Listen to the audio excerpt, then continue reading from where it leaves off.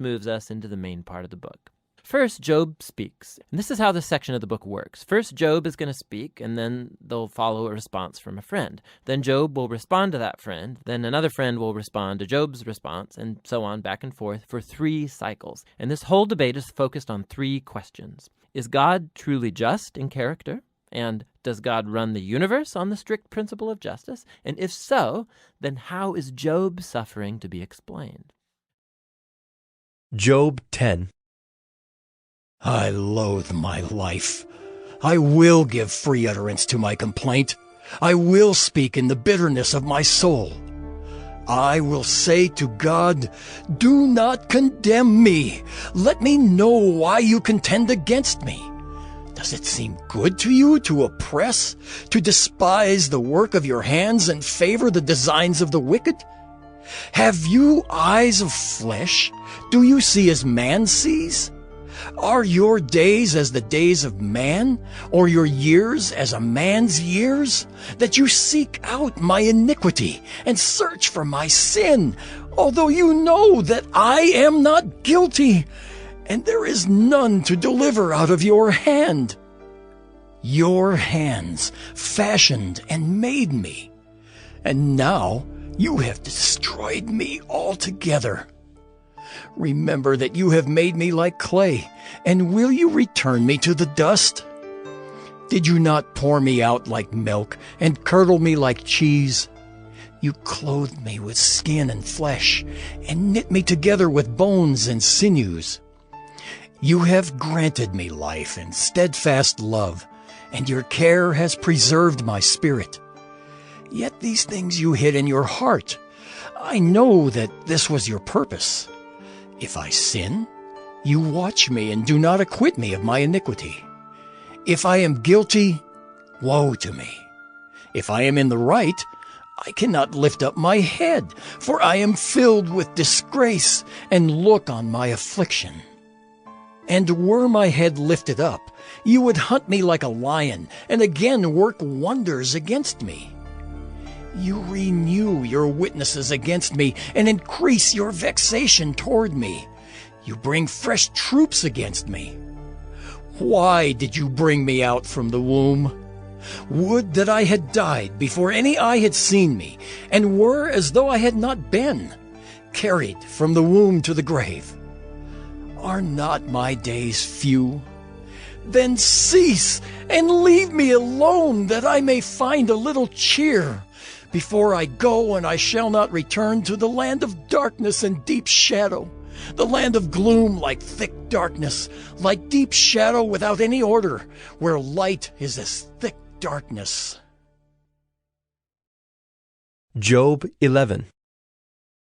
Then Zophar the Naamathite answered and said, Should a multitude of words go unanswered, and a man full of talk be judged right?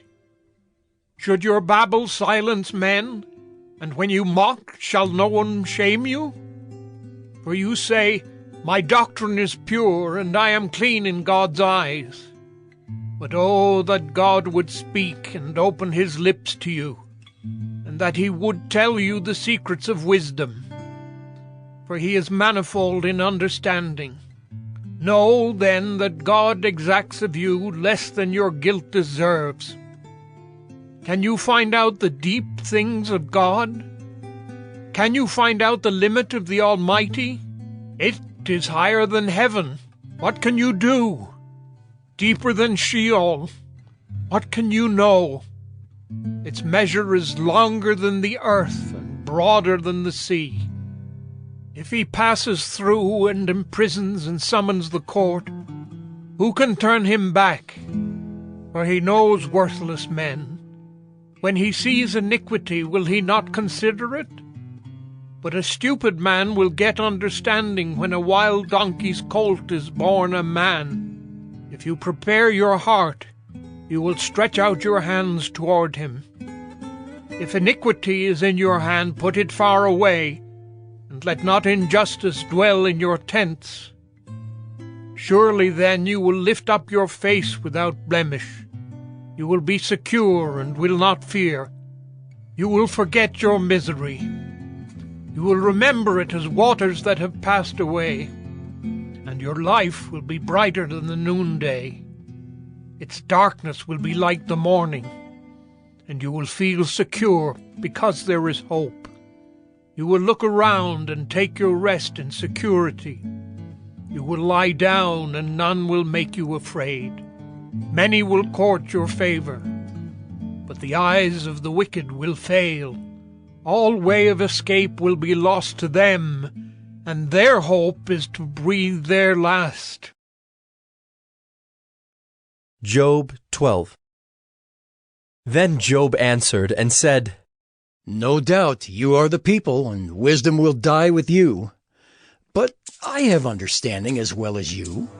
I am not inferior to you. Who does not know such things as these? I am a laughingstock to my friends. I, who called to God and he answered me, a just and blameless man, am a laughingstock. In the thought of one who is at ease, there is contempt for misfortune. It is ready for those whose feet slip. The tents of robbers are at peace, and those who provoke God are secure, who bring their God in their hand. But ask the beasts, and they will teach you, the birds of the heavens, and they will tell you, or the bushes of the earth, and they will teach you, and the fish of the sea will declare to you.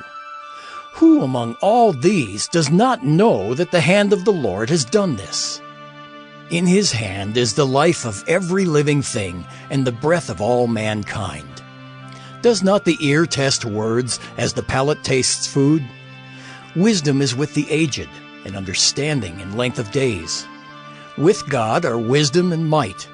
He has counsel and understanding. If he tears down, none can rebuild. If he shuts a man in, none can open. If he withholds the waters, they dry up. If he sends them out, they overwhelm the land. With him are strength and sound wisdom. The deceived and the deceiver are his. He leads counselors away stripped, and judges he makes fools. He looses the bonds of kings and binds a waistcloth on their hips.